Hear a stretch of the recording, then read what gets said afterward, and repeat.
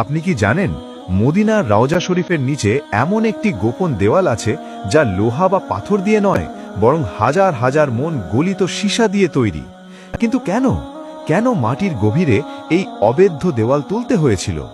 এর পিছনে লুকিয়ে আছে ৮৫০ বছর আগের এক ভয়ঙ্কর রাত, যখন ইউরোপের খ্রিস্টানরা ষড়যন্ত্র করেছিল আমাদের প্রিয় নবী হযরত মুহাম্মদ সাল্লাল্লাহু আলাইহি ওয়াসাল্লামের দেহ মুবারক চুরি করার। তারা প্রায় সফল হয়ে গিয়েছিল, সুড়ঙ্গ খনন করে প্রায় পৌঁছে গিয়েছিল একদম রওজা মুবারকের দেওয়ালের কাছে। তারপর কি হলো? কিভাবে ব্যর্থ হলো সেই নাপাক ষড়যন্ত্র, আর কিভাবে এক স্বপ্নের মাধ্যমে রক্ষা পেল নবীজির রওজা শরীফ? আপনি যদি এই ঘটনাটি না জানেন, তাহলে ইতিহাসের অনেক বড় একটি অধ্যায় আপনার অজানা থেকে যাবে। চলুন ফিরে যাই সেই রাতে। ঘটনাটি প্রায় ৬ষ্ঠ হিজরি শতকের শেষের দিকে। স্থান পবিত্র শহর মদিনা, যেখানে অবস্থিত মসজিদে নববী। এই মসজিদের ভেতরেই রয়েছে বিশ্বনবী সাল্লাল্লাহু আলাইহি ওয়াসাল্লামের পবিত্র রওজা মুবারক। এই স্থান মুসলিমদের জন্য পৃথিবীর সবচেয়ে সম্মানিত স্থানগুলির একটি। সারা দিন এখানে দরুদ, সালাম, ইবাদত, কুরআন তিলাওয়াত চলতে থাকে। কিন্তু সেই পবিত্রতার আড়ালে ধীরে ধীরে জন্ম নিচ্ছিল এক অন্ধকার ষড়যন্ত্র। ইতিহাসবিদদের বর্ণনায় জানা যায়, দূর দেশ থেকে দুই ব্যক্তি মদিনায় আসে। তারা নিজেদের খুব ধার্মিক হিসেবে উপস্থাপন করে, সব সময় মসজিদে থাকে, রওজা শরীফের পাশে কান্না করে, দোয়া করে। মানুষ তাদের সম্মান করতে শুরু করে। কিন্তু তারা একটি বাড়ি ভাড়া নেয় রওজা শরীফের খুব কাছাকাছি। দিনে ইবাদত, আর রাতে তারা দরজা বন্ধ করে মাটি খুঁড়তে শুরু করে। নিঃশব্দে ধীরে ধীরে একটি সুড়ঙ্গ এগোতে থাকে পবিত্র রওজার দিকে। এদিকে 1000 কিলোমিটার দূরে সিরিয়ার শাসক নুরুদ্দিন জাঙ্গি এক রাতে অদ্ভুত স্বপ্ন দেখলেন। তিনি দেখলেন বিশ্বনবী তাকে ডাকছেন। নবীজি দুই ব্যক্তির দিকে ইশারা করে বলছেন, হে নুরুদ্দিন, আমাকে এদের থেকে রক্ষা করো। ঘুম ভেঙে তিনি ঘামতে লাগলেন। তিনি ভাবলেন, এটি কি সাধারণ স্বপ্ন? পরের রাতেও একই স্বপ্ন, তৃতীয় রাতেও একই দৃশ্য। তিনি বুঝলেন এটি একটি ইশারা। নুরুদ্দিন জাঙ্গি কাউকে পুরো ঘটনা না জানিয়ে দ্রুত রওনা দিলেন মদিনার দিকে। দীর্ঘ পথ পাড়ি দিয়ে তিনি পৌঁছলেন। তিনি সরাসরি ঘোষণা করলেন না যে তিনি ষড়যন্ত্রের কথা জানেন, বরং বললেন তিনি মদিনার দরিদ্রদের সাহায্য করবেন। সব মানুষকে একত্র করা হলো। তিনি প্রত্যেকের মুখ গভীরভাবে পর্যবেক্ষণ করছিলেন। হঠাৎ তিনি স্বপ্নে দেখা সেই দুই মুখ চিনতে পারলেন। তাদের গোপনে নজরদারি করা হলো। তারপর তাদের ঘর তল্লাশি। প্রথমে কিছুই বোঝা গেল না, কিন্তু মাটির নিচে খোঁড়া শুরু হতেই বেরিয়ে এলো সত্য। একটি গোপন সুড়ঙ্গ যা সরাসরি রওজা শরীফের দিকে এগিয়ে গেছে। মদিনার মানুষ স্তব্ধ। এত বড় দুঃসাহস!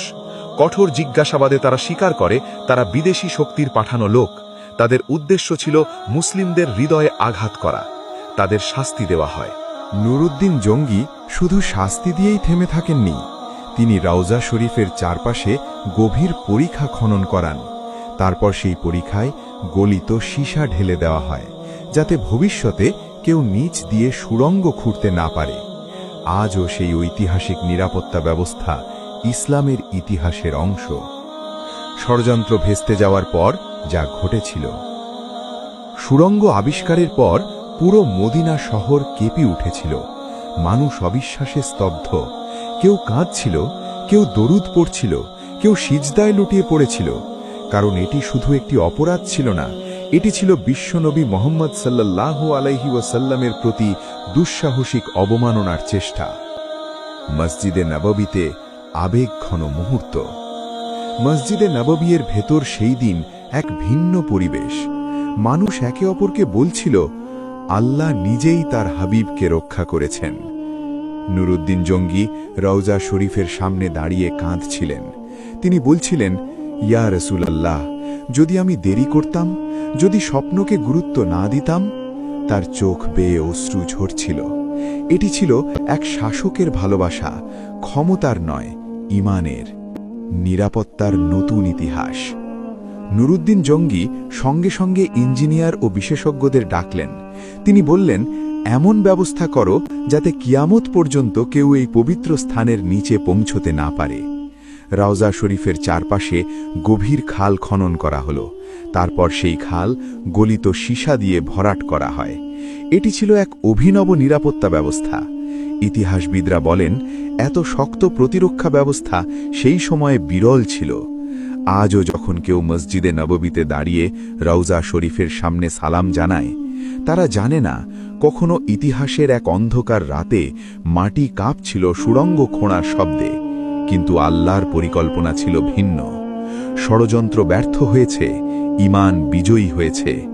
ভাবুন, যদি সেই স্বপ্ন না আসত, যদি একজন শাসক তা অবহেলা করতেন, কিন্তু আল্লাহ যাকে রক্ষা করেন তাকে পৃথিবীর কোনো শক্তি স্পর্শ করতে পারে না।